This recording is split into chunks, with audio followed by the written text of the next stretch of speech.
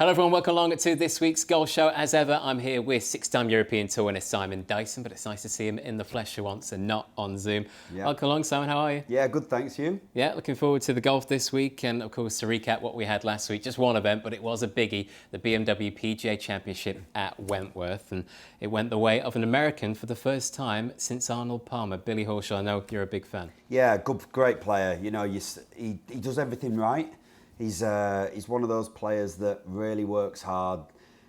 I mean, I'd say gets a lot out of his game, but he's a world-class player. You know, he's won big events, and this is as big as it gets on the European Tour. This is one of their majors. We say it, don't we, week to week, but when you get a PGA Tour player who's won plenty of times over in America come over to a European event, it is a drop down in class, even though it is probably one of the biggest European events. So it was an opportunity for him, and on the Wednesday in particular, he knew that he didn't get a pick, did he, for the Ryder Cup? So plenty of motivation to show Steve Stricker, the captain, that you should have been picking me this week. Yeah, loads of motivation, to be fair. And you're right, we see it all the time. The guys come over, you know, Hovland came over for Germany, won that.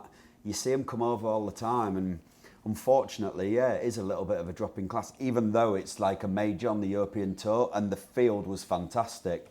But yeah, great player, great win, and he won it. You know, there wasn't guys dropping away. He was the one birdieing the holes to actually go and win it. So a great win for him. Yeah, he needed an up and down, didn't he, on the last to beat Laurie Cantor, the Englishman who's come so close again to his first European Tour event. But this is a great performance from him, isn't it? He parred the last two, which a bit disappointing. You'd hope he'd birdie one of them, but still a massive performance in the flagship event on tour. Yeah, again, Laurie's a great player. You know, I played with him years ago, and he impressed me from the minute I saw him.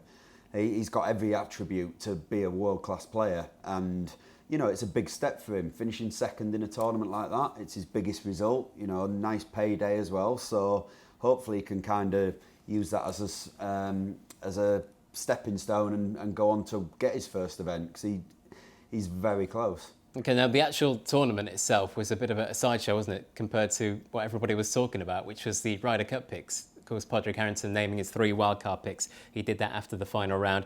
Justin Rose missed out despite shooting a 65, finishing 6th in the tournament. Wiesberger and Westwood managed to limp their way over the line and get in the team. In the end, it was Sergio Garcia, Shane Lowry and Ian Poulter getting the nod.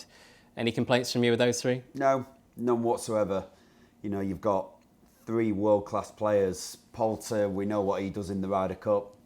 And you've got 2 major winners.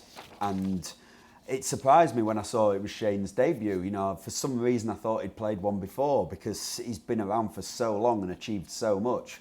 And Garcia, top point scorer for Europe ever. So it's, you know, 3 good picks. Yeah, cannot wait for that to get underway next Friday. Yeah.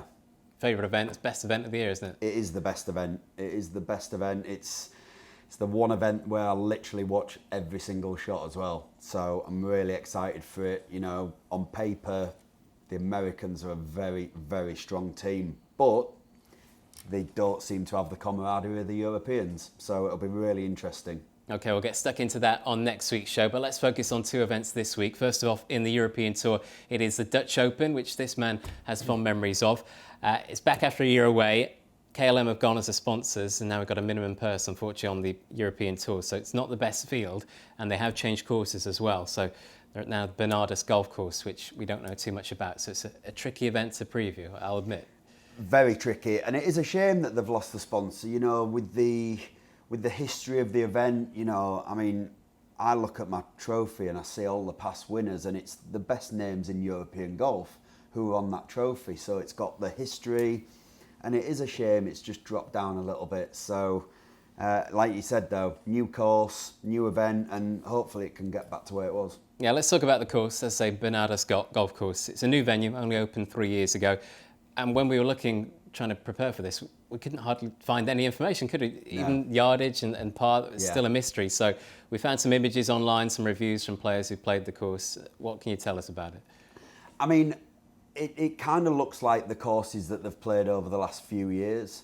The course is called, there's one called the Dutch, and you know, they are quite long and they are quite wide open. So I would look for somebody who probably drives it well, hits the ball a long way off the tee, and makes a lot of birdies. I expect it to be quite a low scoring week. And somebody who's used to playing the course. Because there'll be 140 odd guys going there seeing it for the first time, but there'll be a couple who've had quite a few practice rounds. Yeah, hinting perhaps to one of your picks who I thought you might go with this week. Let's just talk about the field. So Brandon Grace is probably the headliner, along with Jas Louten, who is, of course, the home favourite. Grace, highest ranked in the field, a winner on the PGA Tour this year, and Louten, a two-time winner of the event. So bar those two, there isn't that much strength in depth, is there? No, there isn't. And you're not really going to get it, are you, a week before the Ryder Cup? So all the guys who were maybe going to play it have obviously pulled out. But Grace is the highest ranked. You said he was PGA winner. I think I picked him that week, didn't I? You did? I did. So, yeah, Brandon Grace, obviously the star man this week. And it will suit him. It will suit him. He's a fantastic driver of the ball, and he's got the whole game to go and win a tournament like this. Okay, he doesn't have to worry about the Ryder Cup as well. Not too many Ryder Cup players here, of course. I think it might be one or two, but let's have a look at your selections then. Who are you going to go with? How many, first of all, and who's the first? I'm just going to go for two. We've mentioned him already, Jas Louten. Great player. I've played a lot with Jas, and he was at ISM when I was there, and he's won it twice. He knows home crowds. There will be some spectators there, and it just seems to absolutely inspire him. And he, like I say, he's won it twice, and he's going for that elusive third win that not many have got. So I'm going to go with Jas. He's great tee to green. He's had a couple of top 20s the last few weeks, and just the home favourite. He won it in 2013, 2016, and he's won 6 times on tour. He knows how to get it done. So he will be looking at this as a great opportunity to get that 7th win, but the 3rd KLM. Yeah, trying to match Simon, by the way, and get 3 victories and a few in other this good event. Ones, and a few other good players in the Dutch Open. Let's talk about the fact that this is probably on his schedule, the one tournament all year that he picks out to try and prep for and peak for, isn't it? Yeah. Not many players will say that, but he, as the home player, 2-time winner, will be just looking at this and think, I've got to get right for this week. He'd love to win again in front of his home crowd. He really would. And like we're saying, I know it's dropped down a little bit, but yeah, it will be. And I think he'll have really, as soon as it was announced where it was going to be played, I think he will have really gone and had a good look at the course. He'll know it better than anybody in the field. So it's his home event, but it'll almost feel like his home course. I think he'll have played it that much. Okay, Louten, the first one for you. Who's the next pick? I'm going to go for Thomas Pieters. Again, I'll look at the course. He's an absolute bomber. And when he's on, he's really good. So he's won around the Czech course, which is kind of similar. The Czech courses that he's won around are quite wide open and long. So I think it'll really suit his game.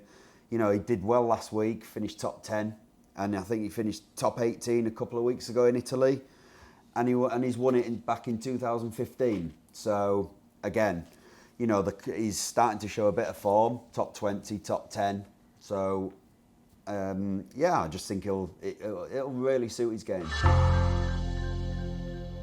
Okay, so that's the Dutch Open then on the European Tour. Let's move on to the PGA Tour event. We had a week off, and now we've got a new season getting underway already, Simon. It is the Fortinet Championship, formerly the Safeway Open. And, well, it's a decent field. Got lots of Corn Ferry graduates, guys who've got semi-status making their appearance to try and win their card back. And John Rahm, interestingly, the world number 1, preparing for the Ryder Cup this way. Yeah, it surprised me a little bit, that. Especially when you see, I think the American team are really prepping for the Ryder Cup, so none of their players are in action. So it surprised me. It didn't. Sometimes the best way to prepare for something is actually being competitive. But yeah, I mean, it looks a beautiful course in California, and yeah, it's all set up for a really good event again. Yeah, let's get stuck into the course then. It is the Silverado Resort. So I think we've been here for around 7 years now on tour, and they're playing the North Course in California. What can you tell us about it? Well, I mean, it's tree line, par 72, 7,123 yards. That's not that long for an American course. But the fact it's tree lined, they can bring the rough in and really kind of put emphasis on the tee to green, which over the years has shown when you've had the guys strokes gained up there, tee to green, they've obviously done well. It's pretty low scoring as well for a Yeah. PGA Tour event. We often see that, but there's some reachable par fives, isn't there? Some short par fours as well. Yeah, I think all the par fives are reachable. I think Stuart Sink was 21 under last year. So it's going to be a low scoring number again. You know, it's going to be in the 20s probably if they get the weather. So yeah, it'll be.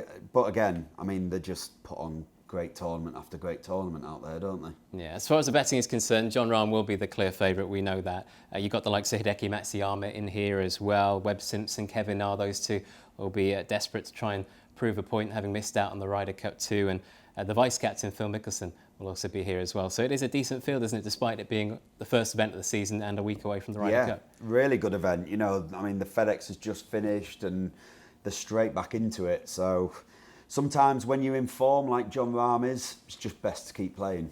Okay, with that in mind, who are you going to go with? Is it going to be Jon Rahm? Because I know you pick him pretty much on every opportunity you can, and it's worked well this season. I know, but I think everyone's getting bored of me picking Jon Rahm. So I've gone for two very contrasting players this week. My first one, I've gone for Cameron Champ. Fantastic ball striker off the tee. And I think if he can get it in position off the tee, as long as he is, he could really tear it apart. He won it 2 years ago, back in 2019. He's 10th in strokes gained off the tee. And I know that's probably because of his length. But he's won 3 times and he makes a ton of birdies and eagles. He's leading in eagles, I think. So it's the type of course where, you know, he will look at the par 5s and think, right, I'm going to play these as par 4s. So straight away, if he's making 4s on them, he's turned it into a par 68, you know, straight away. You know, he's got a massive advantage on a lot of players.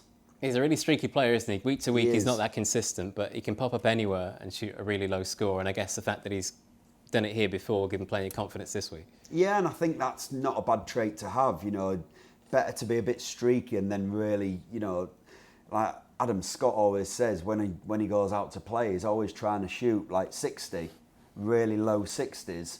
And sometimes it doesn't happen.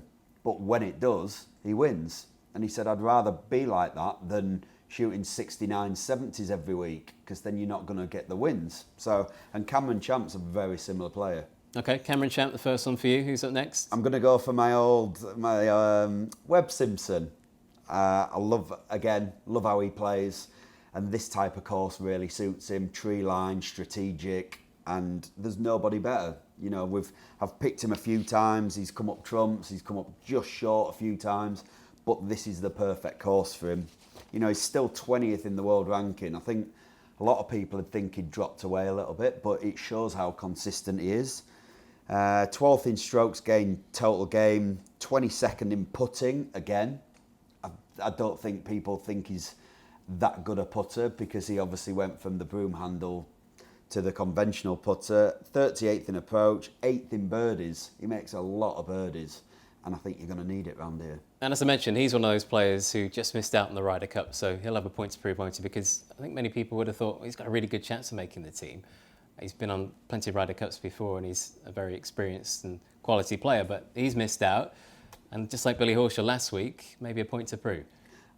For me personally, I think someone like Webb Simpson would be a nightmare to play against because he just doesn't make any mistakes, keeps it in play. I always remember the Seve Trophies when McGinley was our captain, and he always used to say to us, fairways and greens, keep it in play, make them make the mistakes. So I think Webb Simpson would have been a great addition to the Ryder Cup, but he's gone for other players instead. And you know what? Maybe the Whistling Straits is just too long a course for someone like Webb Simpson. Okay, well, this certainly isn't. He looks a good fit on paper, so fingers crossed. He does. Right, there are your 2 picks then in America. Had 2 in Europe as well. Out of the 4, what would be the best bet if you could pick one this week? I'm going to go for Thomas Pieters. He's shown a nice bit of form the last few weeks, and I just think this new course, wide open, almost a bit of a birdie fest, will suit his type of game. And he's growing in confidence, so I'm going to go Pieters. Okay, Thomas Pieters then, this week at the Dutch Open. Right, thanks for your company. It's been good to get Simon back in the studio once again. That's it for this week. Of course, we'll be back next week for a special ahead of the Ryder Cup. Until then, best of luck with your selections, and we'll see you soon.